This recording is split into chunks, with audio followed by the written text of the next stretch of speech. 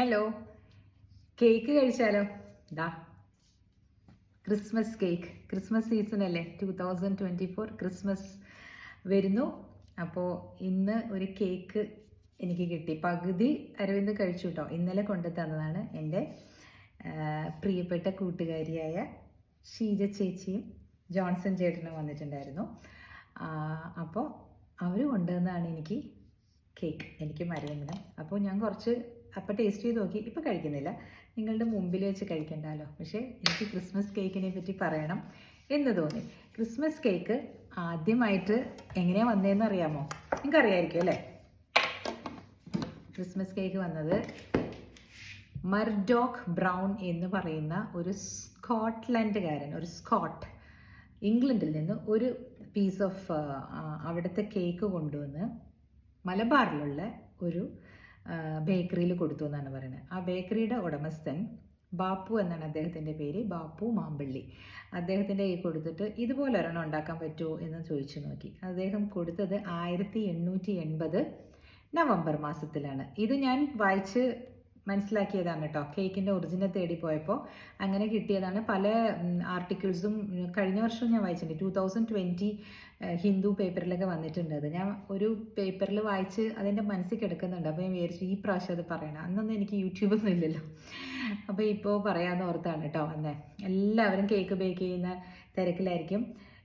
Cook with Sheeba എന്ന് പറഞ്ഞിട്ട് എന്നെ ഫോളോ ചെയ്യുന്നുണ്ട് ഇൻസ്റ്റഗ്രാമിൽ. അവരൊക്കെ നല്ല നല്ല കേക്കിൻ്റെ റെസിപ്പീസൊക്കെ ഇടുന്ന കാണാം. നല്ലപോലെ നല്ല റേസിൻസൊക്കെ നല്ല ക്വാളിറ്റി ആയിട്ടുള്ള സാധനങ്ങളായിരിക്കണം. എപ്പോഴും ഒരു ഓസ്പീഷ്യസ് ആയിട്ടുള്ള എന്തെങ്കിലും ഒരു ഡിഷ് നമ്മൾ ഉണ്ടാക്കുമ്പോൾ, നമ്മൾ ക്രിസ്തുവിൻ്റെ ബർത്ത്ഡേ ആണല്ലോ നമ്മൾ സെലിബ്രേറ്റ് ചെയ്യുന്നത് അല്ലേ? കൊമമറേറ്റ് ചെയ്യാൻ വേണ്ടിയിട്ടാണല്ലോ നമ്മൾ ഈ കേക്ക് വെച്ചിരിക്കുന്നത്. അതെല്ലാം നല്ലത് തന്നെ, എല്ലാ ആഘോഷങ്ങളും നല്ലതാണ്. അപ്പോൾ അതിൻ്റെ പിന്നിലുള്ള കൊച്ചു കൊച്ചു കഥകളും നമ്മൾ അറിഞ്ഞിരിക്കണം അല്ലേ?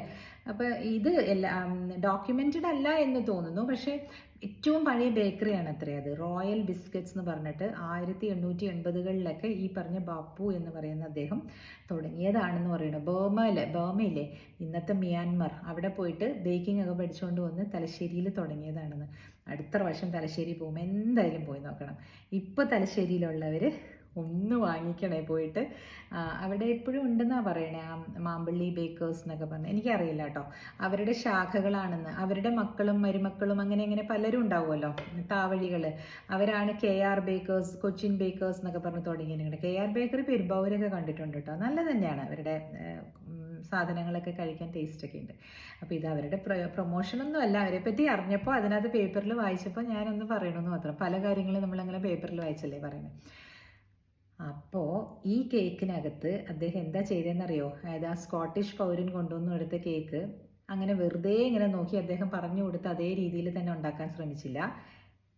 അപ്പോൾ ഈ സ്കോട്ടിഷ് ആള് സിനമൺ പ്ലാന്റർ ആയിരുന്നു എന്ന്. ആ മലബാർ ഏരിയയിലുള്ള പ്ലാന്ററാണ് സായിപ്പ്. അപ്പോൾ അദ്ദേഹം, പണ്ട് നമ്മൾ അങ്ങനെയാണല്ലോ പറയാ, സായിപ്പ് എന്നല്ലേ പറയാ. അപ്പോൾ ഈ ബ്രൗൺ എന്ന് പറയുന്ന സായിപ്പ് കൊടുത്ത ഇത് വെച്ചിട്ട്, റെസിപ്പി വെച്ചിട്ട് ഇദ്ദേഹം എന്ത് ചെയ്തു?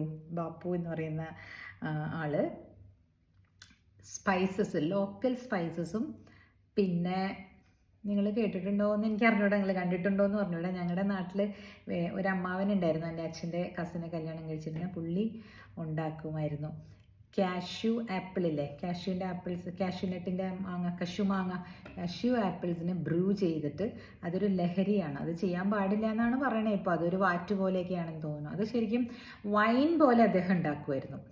ഭയങ്കര എന്താ പറയുക, സ്വാദിഷ്ടമാണ് അതിൻ്റെ ആ ഒരു ഇത് വരുമല്ലോ, ഒരു എന്തായാലും പറയണേ, കിക്ക് അങ്ങനെ വരുമായിരുന്നു. ചെറുതായിട്ട് 1 സ്പൂണ് 2 സ്പൂണൊക്കെ ഞങ്ങൾക്ക് തന്നിട്ടുണ്ട്. അത് അദ്ദേഹത്തിൻ്റെ ഒരു പരിപാടിയായിരുന്നു. ഇപ്പോൾ ഇല്ല കേട്ടോ, മിലിറ്ററിയിലായിരുന്നു, റിട്ടയർ ചെയ്ത് വന്ന് കുറേ നാൾ കഴിഞ്ഞ്.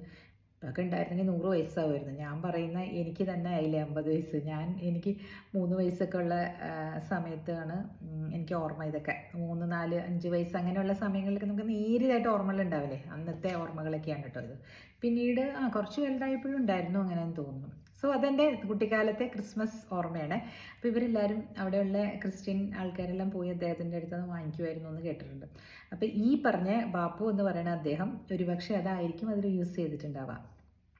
കാഷ്യൂ മാംഗോയുടെ ബ്രൂ അതാണ് ഇതിൽ ചേർത്തതെന്ന്. റം, ബ്രാൻഡി, വിസ്കി അതൊക്കെയാണല്ലോ ഓരോ സ്പൂണൊക്കെ ഒഴിച്ച് കുതിർത്ത് വെച്ചിട്ടൊക്കെയല്ലേ ഇത് ഉണ്ടാക്കുക, പ്ലം കേക്ക്. അങ്ങനത്തെ കേക്ക് ഉണ്ടാക്കിയപ്പോൾ അദ്ദേഹം റമ്മിനും ബ്രാൻഡിക്കും ഒക്കെ പകരമായിട്ട് ഇത് യൂസ് ചെയ്തു. ലോക്കൽ സ്പൈസസ് ഇട്ടു എന്നാണ് പറയുന്നത്. മേ ബി സിനമൺ പൊടിയൊക്കെ ആയിരിക്കും പറയുന്നത്. അപ്പോൾ അതൊക്കെ ഇട്ട് നോക്കിയപ്പോൾ വളരെ വ്യത്യസ്തമായിട്ട് വന്നു. ഈ ബ്രൗൺ സാഹിബിൻ്റെ അടുത്ത് കൊണ്ടുപോയത് കൊടുത്തു. അതൊരു കടി കടിച്ചേ ഉള്ളൂ. അദ്ദേഹം പറയണു, അയ്യോ ഓസം, ഇത് ഭയങ്കര ഹിറ്റാകാൻ പോവുകയാണെന്ന് പറഞ്ഞു ഇത്രേ. അതുപോലെ തന്നെ അത് ഹിറ്റായില്ലേ. നോക്കൂ, നമ്മളെല്ലാവരും പലരും ഇപ്പോൾ പല രീതിയിൽ ഇന്നോവേഷൻസ് ഒക്കെ ചെയ്ത് കേക്ക്സ് ഒക്കെ ആക്കുന്നുണ്ട്. പക്ഷേ ഈ പ്ലം കേക്കിൻ്റെ ഒരു കഥ അതിൽ വായിച്ചു. അപ്പോൾ ക്രിസ്മസ് ഈവ് അല്ലേ, നാളെയാണല്ലോ ക്രിസ്മസ് ഈവ്. ക്രിസ്മസ് കറക്റ്റ് അല്ലേ ഞാൻ പറയണേ?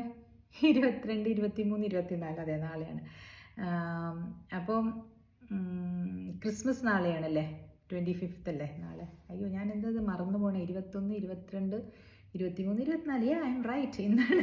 ചില സമയത്ത് ഇങ്ങനത്തെ പൊട്ടത്തരങ്ങളൊക്കെ മാറിപ്പോകും. ഞാൻ ഇന്നാണ് ക്രിസ്മസ് ഈവ് തന്നെയാണ് ഞാൻ വിചാരിച്ചു വെച്ചിരുന്നത്. ശരിയാണ്. അപ്പോൾ ഇന്ന് തന്നെ പറയാമെന്ന് ഓർത്തു. ക്രിസ്മസ് കാലത്ത് പറയുമ്പോൾ അതിന് ഒരു ഇരട്ടി മധുരമല്ലേ കേക്കിനെ പറ്റി കേൾക്കുമ്പോൾ. ഇപ്പോൾ കേക്കിൻ്റെ കഥ കേട്ടില്ലേ. ഇനി പറയാൻ പോണത് നാണയങ്ങളുടെ കഥയാണ്. നിങ്ങൾക്ക് അറിയുമെന്നറിയില്ല, കുറച്ച് നാൾ മുമ്പ് കേട്ടിട്ടുണ്ടായിരിക്കും, പേപ്പറിലും ഇതിലൊക്കെ ഒരുപാട് വരുന്നുണ്ടല്ലോ. അത് നമ്മുടെ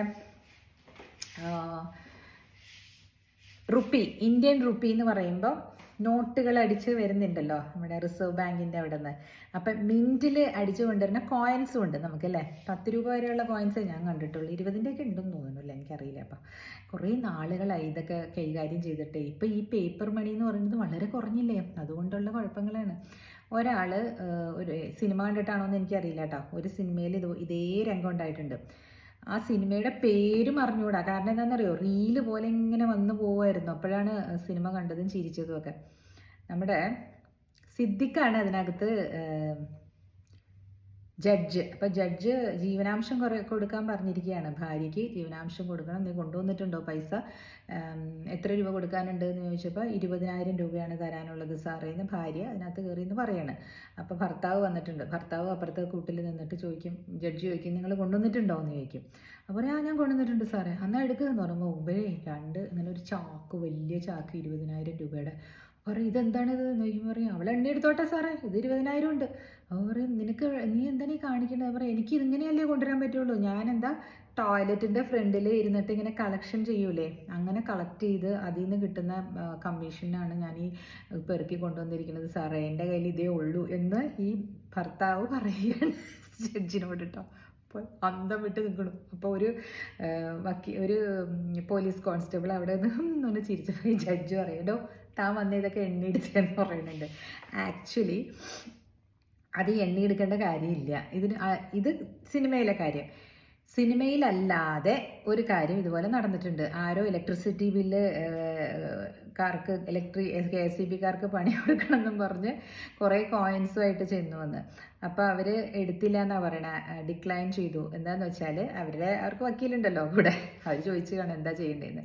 കുറേ കൊണ്ടുവന്നു എന്നാണ് പറയണത്. 1000 രൂപയിൽ കൂടുതൽ, അതായത് 1, 2, 3, 5 ഒക്കെ ആണെങ്കിൽ നിങ്ങൾ കോയിൻസ് 1000 രൂപയുടെ ഒരു മൂല്യം ഉള്ള കോയിൻസ് മാത്രമാണ് അംഗീകരിക്കേണ്ട ആവശ്യമുള്ളൂ റെസിപ്പിയൻറ്റിന്. ബാക്കിയുള്ളത് ലീഗൽ ടെൻഡറായിട്ട് എടുക്കൂല എന്നാണ്. മനസ്സിലായില്ലേ? പല സ്ഥലത്ത് പലതിനും കൊണ്ടുപോയിക്കോ, പല ആൾക്കാർ. ഒരാൾ ഒരു സമയത്ത് ഇപ്പോൾ എനിക്ക് 1500 രൂപയുടെ ഇലക്ട്രിസിറ്റി ബില്ലാണെങ്കിൽ 1000 രൂപയുടെ കോയിൻസ് ഞാൻ കൊടുക്കാം. പക്ഷെ 500 രൂപയായിട്ട് തന്നെ കൊടുക്കണം. 100ൻ്റെയോ 200ൻ്റെയോ അത് 10ൻ്റെ ഒക്കെ ആയിക്കോട്ടെ. പക്ഷെ കോയിൻസ് കേട്ടോ, നാണയങ്ങൾ ഇങ്ങനെയായിരിക്കണം. അപ്പോൾ ഇത് നിങ്ങൾക്ക് അറിയാമായിരുന്നോ? കോയിൻസ് ആക്ട് എടുത്ത് വായിച്ചാൽ മനസ്സിലാകും. അതിനകത്തുണ്ട് 1000ൽ കൂടുതൽ ഉള്ളത് കോയിൻസ് ലീഗൽ ടെൻഡറായിട്ട്, ടെൻഡർ എന്നാണേ പറയാം. ടെൻഡർ എന്ന് പറഞ്ഞാൽ it is A legal tender എന്ന് പറഞ്ഞാൽ അക്സെപ്റ്റ് ചെയ്യുന്ന സാധനങ്ങൾ അങ്ങോട്ടും ഇങ്ങോട്ടും അതിൻ്റെ മൂല്യം അക്സെപ്റ്റ് ചെയ്യുന്നതിനാണ് ആ ടെൻഡർ എന്നുള്ള വാക്ക് ഉപയോഗിച്ചിരിക്കുന്നത് ഈ കോയിൻ ആക്റ്റിൽ. അപ്പോൾ ഈ നാണയങ്ങൾ ഒരു ലീഗൽ ടെൻഡർ ആവുന്നത് 1000 വരെ ഉള്ള നാണയങ്ങളെ എണ്ണിയെടുക്കാൻ പറ്റുള്ളൂ. അതുകൊണ്ട് ആരും പണി കൊടുക്കാമെന്നൊന്നും വിചാരിച്ച് ഇറങ്ങി പുറപ്പെടണ്ട കേട്ടോ. അത് ശരിയാവില്ല. അത് നിയമപരമായിട്ട് പോലും അവരും അംഗീകരിക്കില്ല. അപ്പം ഈ കടകളിലും ഒക്കെ ഭിക്ഷാടനമൊക്കെ ചെയ്ത് കിട്ടുന്ന ആൾക്കാരൊക്കെ എങ്ങനെയാണെന്ന് വെച്ചാൽ അവരത് ബാങ്കിലേക്കായിരിക്കും കൊണ്ടുപോയി കൊടുക്കുന്നത്. അപ്പോൾ അവരെടുത്ത് അവരുടെ സൗകര്യം അനുസരിച്ച് പതുക്കെ എണ്ണി എണ്ണി എണ്ണി അവർ നോട്ടാക്കി കൊടുക്കും. RBIയിൽ അതിനുള്ള കൗണ്ടറുണ്ട് കേട്ടോ. ഇവിടെ ഈ നമ്മൾ ക്രയവിക്രയങ്ങളിലും അതുപോലെയുള്ള ട്രാൻസാക്ഷൻസിലൊക്കെ ഇറ്റ് വോണ്ട് ബി അലൗഡ്. ഇത് പറയാനായിരുന്നു. അപ്പോൾ ഒരു നിയമവും പഠിച്ചു, കേക്കിൻ്റെ കഥയും പഠിച്ചു. ആ സിനിമ ഏതാണെന്ന് ആർക്കെങ്കിലും അറിയാമോ? ഈ ജഡ്ജായിട്ടുള്ളത് കണ്ടിട്ടുണ്ടോ? അത് എനിക്ക് പേരേ കിട്ടുന്നില്ല. പേര് ഞാൻ അവിടെ ഇതിലൊക്കെ ഗൂഗിളിലൊക്കെ തപ്പി നോക്കി, ഇങ്ങനെയൊക്കെ എഴുതിയൊക്കെ നോക്കി, വരുന്നില്ല. അപ്പോൾ അതുകൊണ്ട് ഞാൻ നേരെ കഥയായിട്ട് പറയാം. ഇന്നാണെന്നോണോ മനോരമയിലോ അവിടെ ഒരു ന്യൂസായിട്ട് ഞാൻ കണ്ടിരുന്നു, ഇയാളിങ്ങനെ ചെയ്തു എന്നൊക്കെ പറഞ്ഞിട്ട് ചിരിക്കുന്നതായിട്ട്. കർണാടകയിൽ എവിടെയോ ആണ്. അപ്പോൾ നിങ്ങൾ അതായത് ഭാര്യയെ വിട്ടുപോയപ്പോൾ ഭാര്യയ്ക്ക് ഇട്ടൊരു പണി കൊടുക്കാം എന്ന് വിചാരിച്ചിട്ട് ചെയ്തതാണെന്നാണ് പറയണത്. എന്ത് പണിയാണെങ്കിലും അവർ വിട്ടിട്ട് പോയെങ്കിൽ നിങ്ങൾ നിങ്ങളുടെ എന്താ പറയുക, നിങ്ങളുടെ ജീവിതം മുമ്പോട്ട് കൊണ്ടുപോകാൻ നോക്കി. ഇങ്ങനെയുള്ള ചെറുതോ വലുതോ അത് നമുക്കറിയില്ല. എന്നാൽ നമ്മൾ കാണുമ്പോൾ എന്താ വിചാരിക്കണേ, ഇത്ര സമയം അദ്ദേഹത്തിന് വേണ്ടി കളഞ്ഞു കാണും അല്ലേ? അത് 1.5-2 ലക്ഷം രൂപയെങ്ങാണ്ട് അലിമണി കൊടുക്കാൻ, എനിക്ക് തോന്നുന്നു പെർമനൻറ്റ് ജീവനാംശമാണോ എന്നും കൂടെ അറിയില്ല. അതിന് ആണ് ഇങ്ങനെ ചെയ്തേക്കണ പണി. എന്തോരം കോയിൻസ് ഉണ്ടാകും. 2 ചാക്ക് അങ്ങനെ പിടിച്ചുകൊണ്ട് പോകുന്ന കണ്ടു TV-യിൽ. കുറച്ച് നേരം കഴിഞ്ഞപ്പോൾ എനിക്ക് പാവം തോന്നിയിട്ടാ. ജീവിതവും പോയി. അന്ന് അതിന് ഭാര്യയോടുള്ള ആ ദേഷ്യം തീർക്കാൻ വേണ്ടിയിട്ട് അല്ലേ? ഇതിൻ്റെ കൂട്ടത്തിലൊരു കാര്യം പറഞ്ഞോട്ടെ. നമ്മൾ ജീവിക്കാനായിട്ട് ഇറങ്ങുന്നത്, ഭാര്യയും ഭർത്താവുമായിട്ട് ജീവിക്കാൻ ഇറങ്ങുന്നത്, ജീവിതം അറ്റം വരെ നമുക്ക് ഭർത്താവും ഭാര്യയോട് ജീവിക്കണം എന്നുള്ള ആഗ്രഹത്തിൽ തന്നെയാണ് ഒട്ടുമിക്ക ആളുകളും കല്യാണത്തിന് തുനിയുന്നത്. അതല്ല, പറ്റില്ലെങ്കിൽ വിട്ടിട്ട് പോകുന്നേ എന്ന് പറഞ്ഞുകൊണ്ട് പോകുന്ന ആ ഒരു മനസ്ഥിതിയോടുകൂടി ആരും കല്യാണം കഴിക്കുന്നില്ല അല്ലേ? അത് കല്യാണം കഴിച്ചു കഴിഞ്ഞതിന് ശേഷം പല കാര്യങ്ങളിലും ഈ അലൈൻമെൻറ്റ് ഇല്ലാതെ വരുമ്പോഴും മറ്റുള്ളവരുടെ കടന്നുകയറ്റങ്ങൾ കൊണ്ടൊക്കെയാണ് ഡിവോഴ്സസ് വരുന്നത് അല്ലേ? ഞാൻ പറഞ്ഞിട്ടില്ലേ, ഞാൻ ഡിവോഴ്സ് കേസുകൾ കൈകാര്യം ചെയ്തുകൊണ്ടിരുന്നത്. അപ്പോൾ ആദ്യം തന്നെ ഞാനങ്ങ് ഇറങ്ങി പുറപ്പെടും അവരെ വിളിച്ച് സംസാരിക്കാനായിട്ട്. ഹസ്ബൻഡും വൈഫും കൂടിയാണ് വന്നിരിക്കുന്നതെങ്കിൽ 1-2 പേരെ ഇരുത്തി സംസാരിച്ച് നോക്കും. അതല്ല, ഭർത്താവാണ് വന്നതെങ്കിൽ ഞാൻ കറക്റ്റായിട്ട് മനസ്സിലാക്കിയതിന് ശേഷം, ഭാര്യയും കൂടെ വിളിച്ചതിന് ശേഷം മാത്രം, ഒത്തുതീർപ്പിന് ശ്രമിച്ചതിന് ശേഷം മാത്രമേ ഡിവോഴ്സ് ഫയൽ ചെയ്യാറുള്ളൂ. പക്ഷേ ഇന്നത്തെ കാലത്ത് അറിയില്ല, എല്ലാവർക്കും പെട്ടെന്നാണ് എല്ലാം. ഇൻസ്റ്റാൻറ്റ് നൂഡിൽസാണ് വേണ്ടത്. 1 വർഷമൊക്കെ ആകുമ്പോഴേക്കും വേണ്ടാന്ന് വെച്ച് കളയണം. അടി, ഇടി, തൊഴി, പരസ്ത്രീ ബന്ധം ഇതൊന്നും അല്ല നിങ്ങളുടെ പ്രശ്നമെങ്കിൽ, അതായത് നിങ്ങളുടെ പ്രശ്നം നിങ്ങളുടെ ഭർത്താവ് പാത്രം കഴുകി തരുന്നില്ല എന്നാണെങ്കിൽ നിങ്ങളൊരു വേലക്കാരിയെ വെക്കൂ. അതിനുവേണ്ടി ഡിവോഴ്സ് ചെയ്യല്ല വേണ്ടത്. ഇത് ഞാൻ പറയാൻ എളുപ്പമാണ് ചേച്ചി എന്ന് പറയും, പക്ഷേ ഞാൻ അങ്ങനെ സിമ്പിൾ കാര്യങ്ങൾക്ക് വേണ്ടിയിട്ട് ഡിവോഴ്സ് അല്ല ചെയ്യേണ്ടതെന്നാണ് കേട്ടോ പറഞ്ഞത്. എന്തായാലും എല്ലാവർക്കും ക്രിസ്മസ് ആശംസകൾ. പ്ലം കേക്ക് തലശ്ശേരിയിലുള്ളവരൊക്കെ പോയി നമ്മുടെ KR ബേക്കേഴ്സ് എല്ലായിടത്തും ഉണ്ടല്ലോ. KR ബേക്കേഴ്സിൽ അവർ ഇത് നല്ലത് വിൽക്കുന്നുണ്ടാവും, കാരണം അവരുടെ മുത്തശ്ശന്മാരുടെ പാരമ്പര്യത്തിൽ നിന്ന് കിട്ടിയ രുചിക്കൂട്ടല്ലേ. അവിടെ പോയി വാങ്ങിക്കുകയോ, തലശ്ശേരിയിലുള്ളവർ പഴയ ബേക്കറിയിൽ, മാമ്പള്ളി ബേക്കറിയിൽ തന്നെ വാങ്ങിക്കുകയോ ഒക്കെ ചെയ്യണം കേട്ടോ.